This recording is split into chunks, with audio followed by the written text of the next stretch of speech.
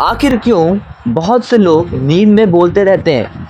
ऐसा क्या चल रहा होता है उनके दिमाग में कि जिस वजह से वो बोलते रहते हैं?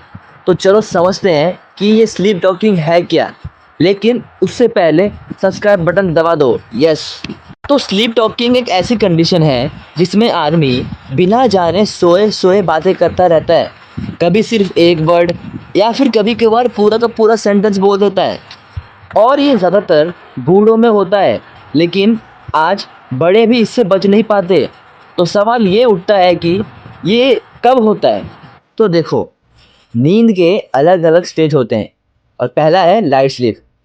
इसमें बातें ज़्यादा क्लियर होती है। मतलब अगर आप कुछ बोल रहे होगे तो सामने वाले को और आपको दोनों को समझ में आएगा कि आप क्या बोल रहे हो। और दूसरा है डीप स्लीप। डीप स्लीप में इसमें हम अजीब अजीब आवाज़ निकालते हैं मुंह से, जिसे हम स्लीप साउंड कहते हैं। और तीसरा है रैम स्लीप। इस रैम स्लीप में हम सपने देखते हैं और सपनों की दुनिया में खो जाते हैं। तो साइंटिस्ट का कहना है कि जब हम सपने में कुछ बोलते रहते हैं तो उस टाइम हमारे ब्रेन का एक पार्ट एक्टिव हो जाता है और हम बोल पड़ते हैं।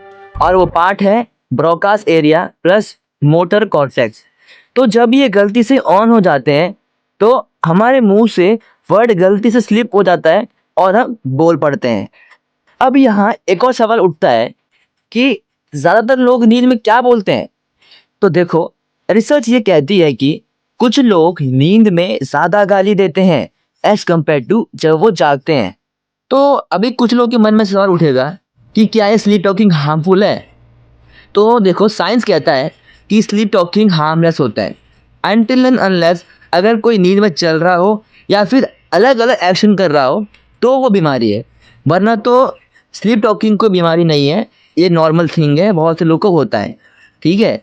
और अगर कभी आपके पार्टनर ने नींद में फनी वर्ड बोला हो तो मुझे कमेंट में ज़रूर बताना। I will wait.